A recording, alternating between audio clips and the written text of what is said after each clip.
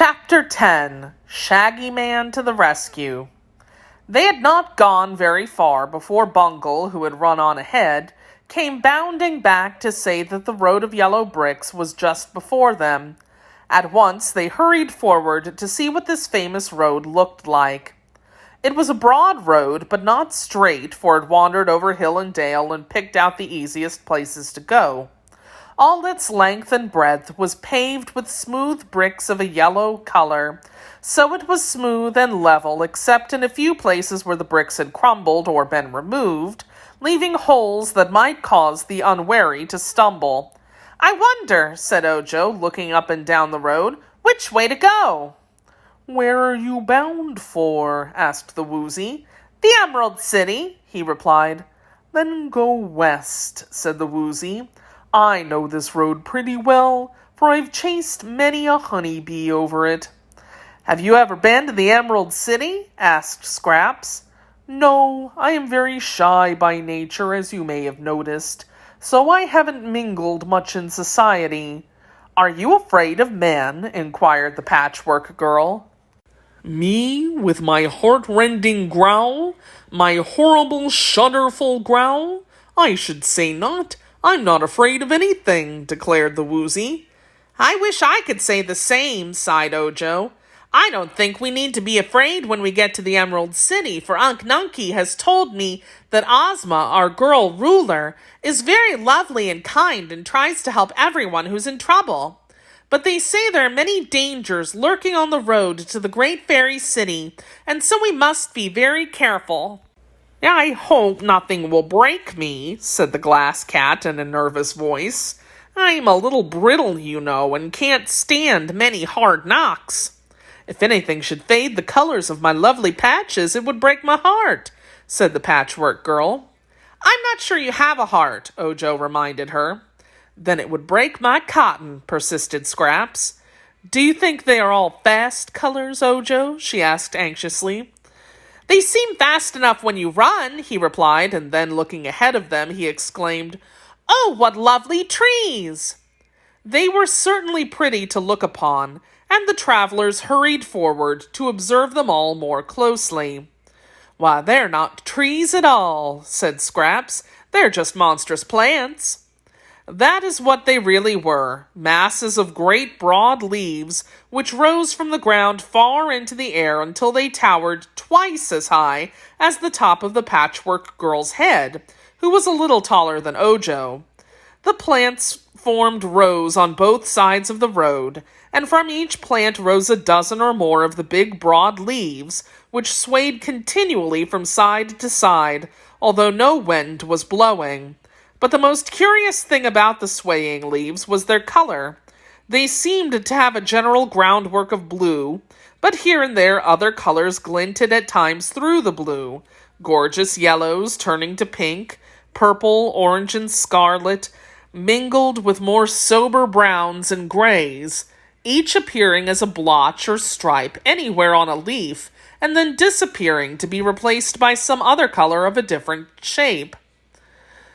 The changeful coloring of the great leaves was very beautiful, but it was bewildering as well, and the novelty of the scene drew our travelers close to the line of plants, where they stood watching them with rapt interest. Suddenly, a leaf bent lower than usual and touched the Patchwork Girl. Swiftly it enveloped her in its embrace, covering her completely in its thick folds, and then it swayed back upon its stem. "Why, she's gone!" gasped Ojo in amazement, and listening carefully, he thought he could hear the muffled screams of Scraps coming from the center of the folded leaf. But before he could think what he ought to do to save her, another leaf bent down and captured the Glass Cat, rolling around the little creature until she was completely hidden, and then straightening up again upon its stem. "Look out!" cried the Woozy. Run fast, or you're lost!" Ojo turned and saw the Woozy running swiftly up the road. But the last leaf of the row of plants seized the beast, even as he ran, and instantly he disappeared from sight. The boy had no chance to escape. Half a dozen of the great leaves were bending towards him from different directions, and as he stood hesitating, one of them clutched him in its embrace. In a flash, he was in the dark. Then he felt himself gently lifted until he was swaying in the air, with the folds of the leaf hugging him on all sides. At first he struggled hard to escape, crying out in anger, "Let me go! Let me go!" But neither struggles nor protests had any effect whatever. The leaf held him firmly, and he was a prisoner. Then Ojo quieted himself and tried to think. Despair fell upon him when he remembered that all his little party had been captured, even as he was, and there was none to save them. "I might have expected it," he sobbed miserably. "I'm Ojo the Unlucky, and something dreadful was sure to happen to me." He pushed against the leaf that held him and found it to be soft, but thick and firm. It was like a great bandage all around him, and he felt it difficult to move his body or limbs in order to change their position. The minutes passed and became hours. Ojo wondered how long one could live in such a condition, and if the leaf would gradually sap his strength and even his life in order to feed itself. The little Munchkin boy had never heard of any person dying in the land of Oz, but he knew one could suffer a great deal of pain. His greatest fear at this time was that he would always remain imprisoned in the beautiful leaf and never see the light of day again. No sound came to him through the leaf. All around was intense silence. Ojo wondered if Scraps had stopped screaming, or if the folds of the leaf prevented his hearing her. By and by, he thought he heard a whistle, as if someone whistling a tune. Yes, it really must be someone whistling, he decided, for he could follow the strains of a pretty Munchkin melody that Unc Nunkie used to sing to him. The sounds were low and sweet, and although they reached Ojo's ears very faintly, they were clear and harmonious. Could the leaf whistle? Ojo wondered. Nearer and nearer came the sounds, and then they seemed to be just the other side of the leaf that was hugging him. Suddenly the whole leaf toppled and fell, carrying the boy with it, and while he sprawled at full length, the folds slowly relaxed and set him free. He scrambled quickly to his feet and found that a strange man was standing before him, a man so curious in appearance that the boy stared with round eyes. He was a big man with shaggy whiskers, shaggy eyebrows, shaggy hair, but kindly blue eyes that were gentle as those of a cow. On his head was a green velvet hat with a jeweled band. Rich but shaggy laces were at his throat, a coat with shaggy edges was decorated with diamond buttons, the velvet breeches had jeweled buckles at the knees and shags all around the bottoms. On his breast hung a medallion bearing a picture of Princess Dorothy of Oz, and in his hand, as he stood looking at Ojo, was a sharp knife shaped like a dagger. "Oh!" exclaimed Ojo, greatly astonished at the sight of this stranger. Then he added, "Who saved me, sir?" "Can't you see?" replied the other with a smile. "I'm the Shaggy Man." "Yes, I can see that," said the boy, nodding. "Was it you who rescued me from the leaf?" "None other, you may be sure. But take care, or I shall have to rescue you again." Ojo gave a jump, for he saw several broad leaves leaning toward him, but the Shaggy Man began to whistle again, and at the sound the leaves all straightened up on their stems and kept still.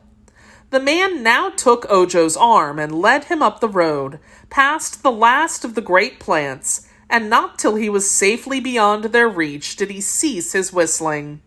"You see, the music charms 'em," said he. "Singing or whistling, it doesn't matter which, makes 'em behave, and nothing else will. I always whistle as I go by 'em, and so they always let me alone. Today, as I went by whistling, I saw a leaf curled, and knew there must be something inside it. I cut down the leaf with my knife, and out you popped. Lucky I passed by, wasn't it?" "You were very kind," said Ojo, "and I thank you. Will you please rescue my companions also?" "What companions?" asked the Shaggy Man. The leaves grabbed them all, said the boy. There's a patchwork girl and... A what?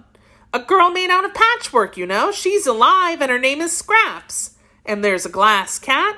Glass? Asked the Shaggy Man. All glass. And alive? Yes, said Ojo. She has pink brains. And there's a woozy. What's a woozy? Inquired the Shaggy Man. Why, I can't describe it, answered the boy, greatly perplexed. But it's a queer animal with 3 hairs on the tip of its tail that won't come out. And what won't come out? Asked the Shaggy Man. The tail? The hairs won't come out, but you'll see the woozy. If you'll please rescue it, and then you'll know just what it is. Of course, said the Shaggy Man, nodding his shaggy head. And then he walked back among the plants, still whistling, and found the 3 leaves which were curled around Ojo's traveling companions. The first leaf he cut down released Scraps, and on seeing her, the Shaggy Man threw back his shaggy head, opened wide his mouth, and laughed so shaggily and yet so merrily that Scraps liked him at once. Then he took off his hat and made her a low bow, saying, My dear, you're a wonder. I must introduce you to my friend the Scarecrow.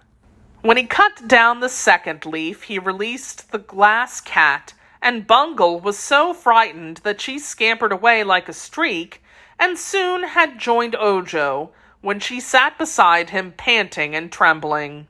The last plant of all the row had captured the woozy, and a big bunch in the center of the curled leaf showed plainly where he was. With his sharp knife, the Shaggy Man sliced off the stem of the leaf, and as it fell and unfolded, out trotted the woozy, and escaped beyond the reach of any more of the dangerous plants.